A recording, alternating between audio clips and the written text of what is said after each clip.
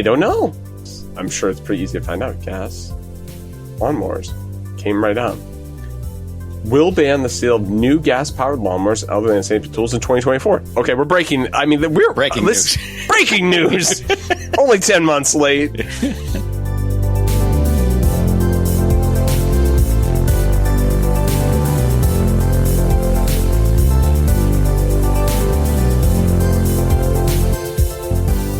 Welcome to I Like Batteries, the show where we explore the world of batteries. I'm Jeff Lynch. And I'm Mike Muldoon. Good morning, Jeff Lynch. It's a fine morning out there. The sun is shining. The leaves are changing.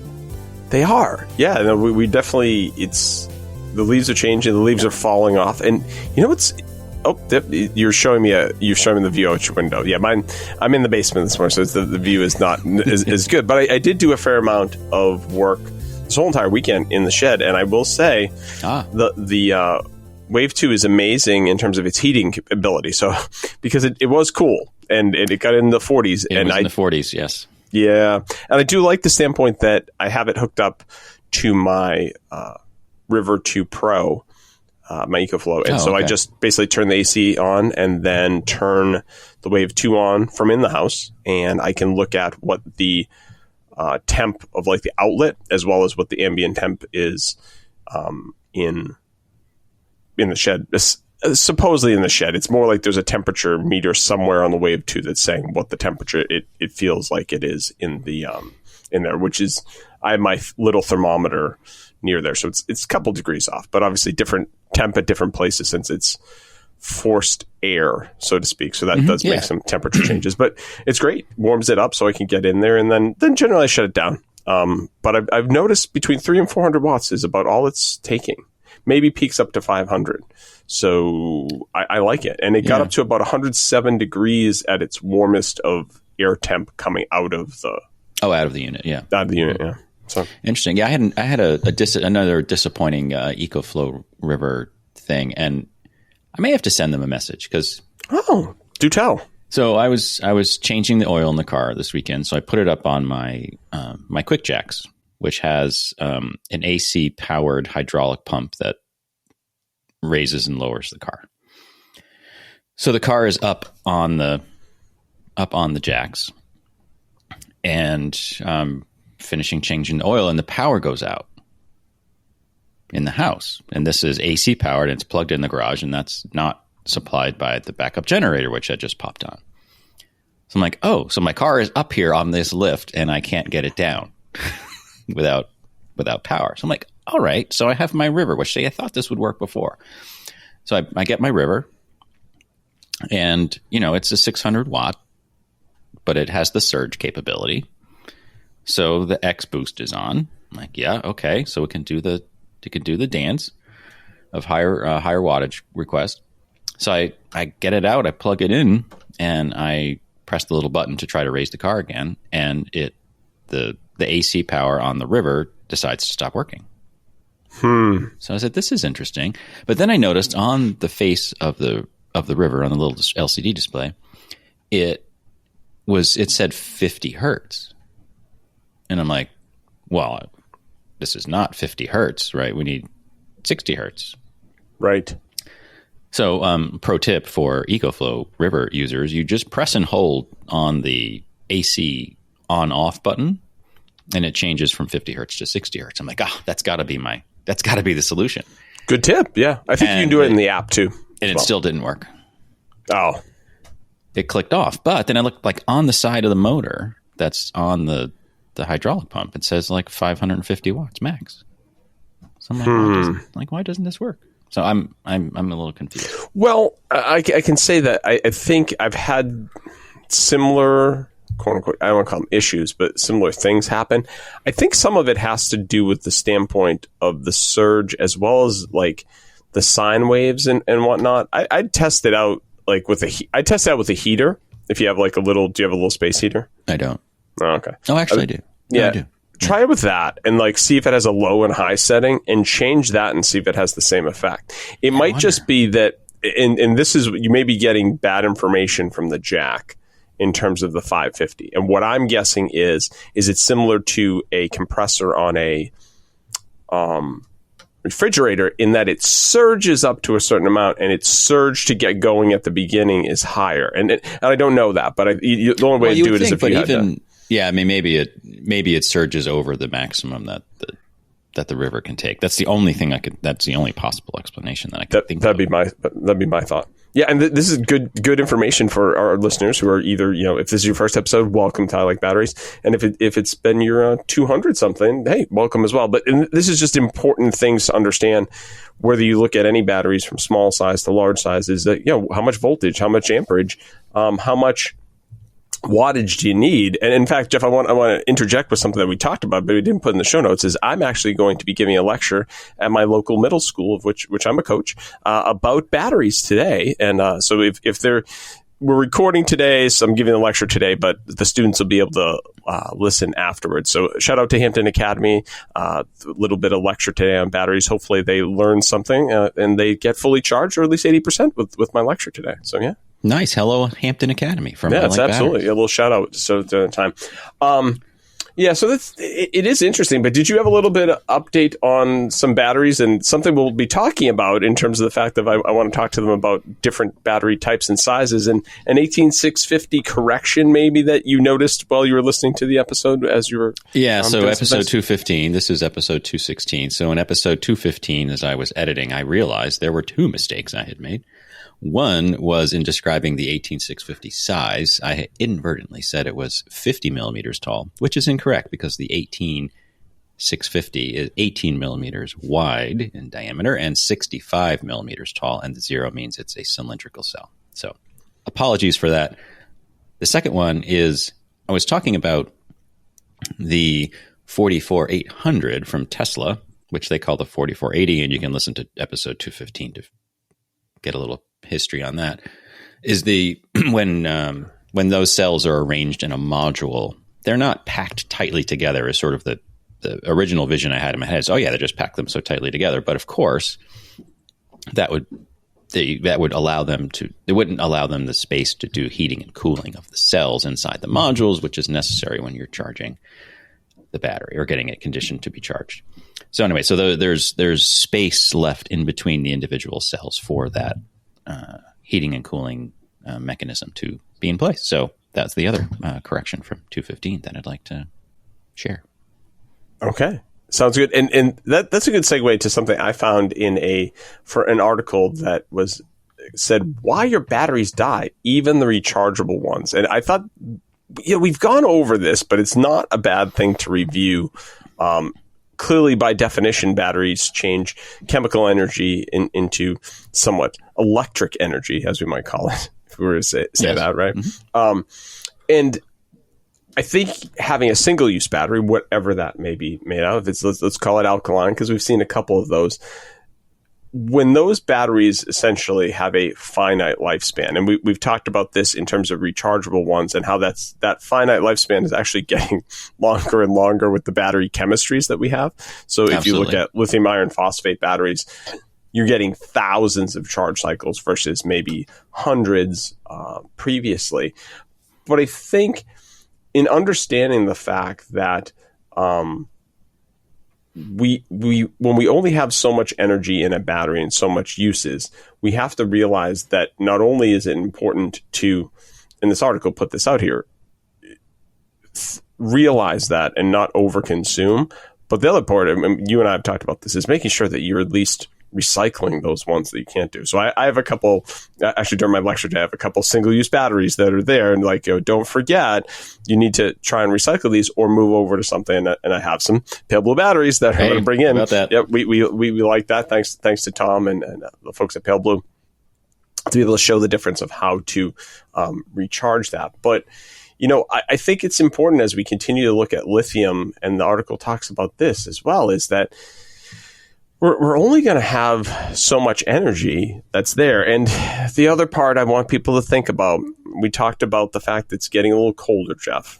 So making sure that your batteries are able to recharge is important as the weather gets colder, because lithium-ion batteries don't like under 32 degrees. They really don't like 40 or under, really, if I were to be honest. Their efficiency starts to drop in terms of ability to recharge. Yes, it does. And so that's why... sorry, go ahead. Oh, I would say that's why in the battery shed, having now this heater is really good, because I can preheat the batteries to be able to make sure that the solar's charging them up as best as we can, for sure. Nice. Yeah. So yes, and we talked about why lithium-ion batteries lose their capacity in episode 109. Yes. Which was back in February of 2022. Yeah. Early days of I Like Batteries. Absolutely. Well, early. Well, I would say early days. This is year 2. I mean, which still is amazing. I mean, we're approaching January of 2025 here, and that means year 5. Yes. Well, no, starting year 6, actually. Starting year 6. It's finishing year 5. I guess you're right. Yeah, in terms of those pieces. But I just want to, explain those to folks. It's like, hey, make sure you're recycling those batteries. Make sure you don't, forget about what you need to do for them, as well as, the standpoint here, Jeff, is I will say what I am liking is that batteries have gotten cheaper, and being somebody who is a hybrid Honda Insight driver, which I got some great mileage and great use of the battery. I kind of hypermiled it a little bit on the way home because I was getting low.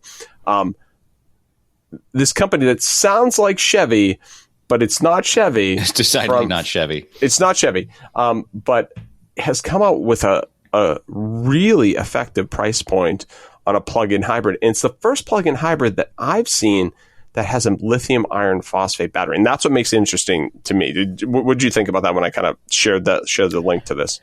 Yeah, it's something we've been waiting for, right? We've been talking about lithium iron phosphate batteries and their ability to have, I think, deep discharge as well as plenty of charge cycles in them, more so than other chemistries of lithium chemistries. So that's exciting. It is an 18 kilowatt hour battery. That's correct. Yeah, that's true. Yep. Or 18.67, just to be specific. And it's a Chinese company called Chery, Chery, and we are talking about their Fulwin T9 plug-in hybrid SUV, which in U.S. dollars ranges from about $18,400 to $24,000, which is a great price point. Very good price point, and acclaimed all-electric range of about 75 miles, I think.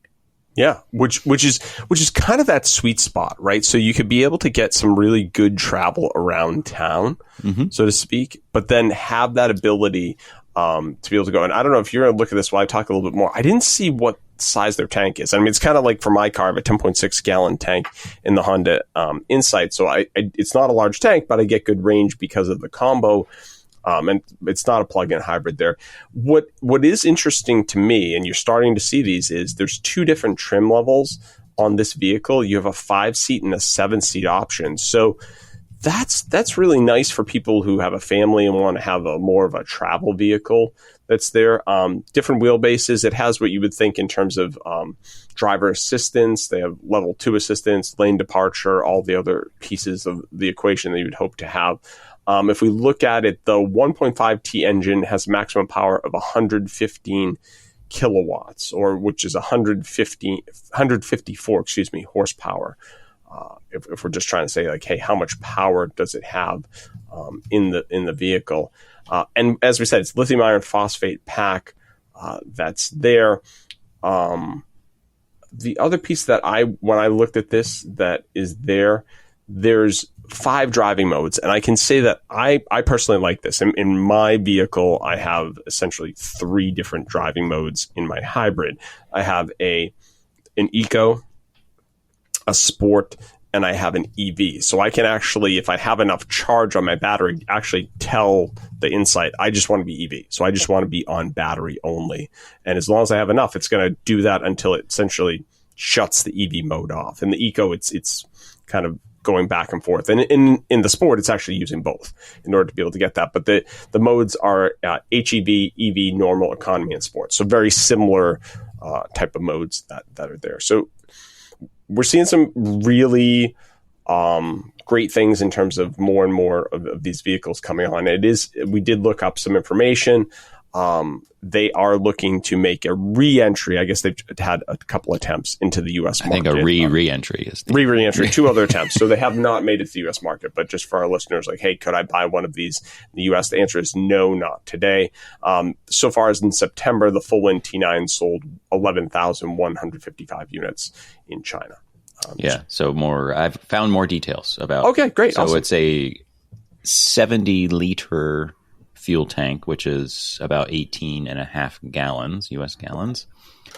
And there's a claim, so you've got your full gas tank and fully charged battery. They are claiming you can travel up to 1,400 kilometers on a full tank of fuel and a fully charged battery, which is roughly 870 miles. Wow.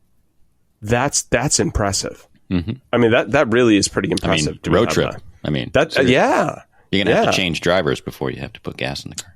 Yes, I agree. So this is great. I mean, this is obviously the type of things we cover in the show, and look, big batteries, small batteries, and different types of batteries that are out there. And, Jeff, it's getting to that season where sometimes the leaves are falling, as we've talked about here. The leaves are falling off the trees, starting to clean some up. You're kind of making those last minute mows.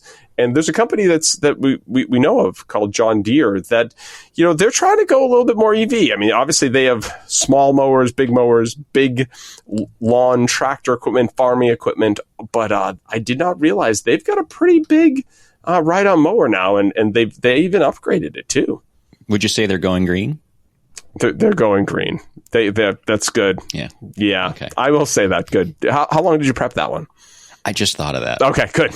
Sure, yeah. But let's talk to our listeners about how they're going green a little bit more and dive into that for sure. And that's what we do. The joke there, folks, is John Deere tractors are painted green. Sure, because you can't see it on the podcast. I got it. Good go with that. Yeah, I got you. So John Deere has, they've had an electric ride-on mower or a battery-powered ride-on mower for a little bit now. But they have their new Z370R, which allows you to have 2 3.2 kilowatt hour rechargeable batteries.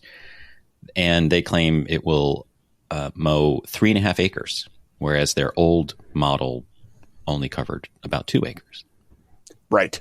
So this would not be mine for my smaller yard, so to speak. But you could be done in a jiffy with that thing. Yeah, it seems like a little overkill. But in terms of just specs, so if people are wondering, it's they have 2 different mower decks on this particular version. It's a 42-inch or a 48-inch mower deck, which means like that's pretty wide mowing ability that are there. Warranty on this is a 5-year, 200-hour battery warranty. So that's interesting. And we did find out, obviously, since this is an EV mower, I would say, it's 0 operating emissions and no engine noise, which is, you're not going to irritate your neighbors if you're deciding to essentially cut this earlier in the morning, or not as much. I mean, there's noise to it, but clearly not as much as a large gas-powered mower and 2-cycle. Yeah, the whirring of 2 blades versus the whirring of 2 blades plus a big ice motor. True. This thing is not cheap, by the way. No. It and it's $6,399, and according to the specs, appears to only come with a single 3.2 kilowatt hour battery. So I'm wondering it seems like you would need both of them to cover the 3.5 acres that they claim in the other article. Right. And it's something to be able to look at that one of these articles that we were looking at in terms of the John Deere. And I didn't realize this in terms of how much, I guess I would say, emissions come from some mowers. And in this article by Electrek, which thank you for that, they do a great job of covering a lot of things. So awesome job with this article. They were saying that the APA data shows that gas-powered lawnmowers make up to 5% of the total air pollution in the United States. And yet, they're less than 5% of total miles driven on gas. They said it takes 800 million gallons of gasoline each year, with an additional 17 million of gas spilled to fuel the equipment. And Jeff and I had to chuckle about this as we were doing pre-show, because if you're out there and you're listening and you've ever filled your gas mower, this happens. You spill some gas. It just is almost inevitable. But I didn't realize that 17 million gallons of gas is spilled. In some ways, just the sheer savings. Like, I don't think you really ever spill the energy coming out of a battery. Typically not, no. If you do, I think we need to really, like you need to go get that battery looked at, because if anything's spilling out of it, that's definitely a hazard. Yeah, warning, get it outside. Further information, and Jeff and I were clearly 10 months late to this, is that as of January 1st, 2024, California banned selling small off-road combustion engines. So they're completely EV in terms of their sales of, say, mowers or different lawn things. Equipment, shall we say. Yeah. Yes. Well, they said off-road combustion engine, so I'm even wondering, and we might have this is one of those like follow-ups. the ATVs and yeah, we're gonna have to follow up on this to be able to look at the standpoint of, like, can you get yourself a ATV or something? So we'll put that in our notes to be able to cover that on the next episode, because we didn't know this was even a thing until today. So sorry, folks, for being 10 months late to that quote unquote breaking story as we come out with that. But yeah, and we wondered when we started the podcast if we'd have enough to talk about, and here we are. Yeah, follow ups for all these type of things. But and do you mind giving a little bit on your mower? Because right. I know, because you did some math on your mower versus this one. Because when we saw that size of battery for the John Deere, we were wondering, like, well, how much is that and what is that like? Yeah. Right. Yeah. So it's 3.2 kilowatt hours. So I have an Ego push mower, 20 inches wide, and we have a couple of 5 amp hour batteries, Ego batteries, that we use in the mower and the chainsaw and the backpack blower and various other things. But to convert amp hours to kilowatt hours, you basically take the amp hour rating of the battery, you multiply it by the voltage, and divide by 1,000. So my 5 amp hour battery is a 56 volt battery. And if you do the math there, it comes out to 0.28. So 5 times 56 divided by 1,000. Yes. Whoops, not 100. Yeah. So it's 0.28 kilowatt hours of energy in that 5 amp hour Ego battery. Yeah. Which is, I don't know, I'm trying to think. It's maybe 9 inches tall and 6 or 7 inches wide and maybe 4 inches thick. Yeah. Just as a rough size. And right size battery for right size application. I think that's what it comes down to. Right. So for you, if you've got a smaller yard to be able to do this, if you're somebody who has a lot of acreage, I'm thinking as you got a lot of lawn, this might be something so you're not sitting there you're having to stop and recharge the battery. Also, obviously, and I don't think you mentioned this, maybe we did, is that this John Deere is essentially a ride-on, and it's one of those 360-degree turn type yes. of one. So it's carrying you as well, so it needs to have a little bit more. But yeah, so yeah, that's it looks like a decent thing. If you need such a thing, I suppose. Yeah, I keep looking here as we were talking. I was trying to find out battery chemistry, because that's one of the things we do. I didn't see. Are we lithium ion or lithium iron phosphate? According to this, there's a lithium ion battery pack. So I'm gonna imagine that's lithium ion versus lithium iron phosphate. But you had to get with a bigger battery there. It makes. You probably are not going to have to recharge it as much, so it might not be as big of a problem, and you're probably not mowing your lawn that often, especially not in New England when it gets cold and you don't have to mow lawn. Yeah, and just by comparison, they're mowers with ice engines. Oh, yeah, good point. They have their 42-inch, looks very similar in style to the one we were just talking about. Has a 20 horsepower V-twin engine, is $3,399. Okay, so almost half. Almost half. Yeah. But that's the way it goes. And unfortunately, I think you'll see those prices go down, just like you've seen prices of EVs, decline and whatnot. It'd be funny. I don't know if we've seen this. We'll have to look. This is always post show. We kind of do the look and research. I wonder if there's any quote unquote hybrid versions of these.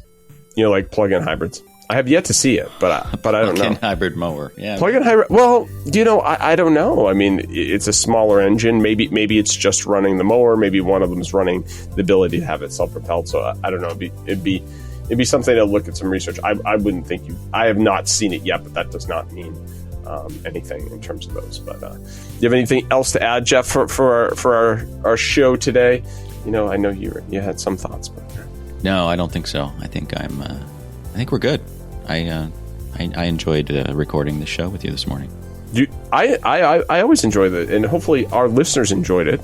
They get fully charged, or at least get charged 80%, and hopefully I charge up those folks at Hampton Acadmey at least 80%. Hopefully I get them fully charged for sure. I'm sure you'll be. It's gonna be. I don't know. Can you go over 100?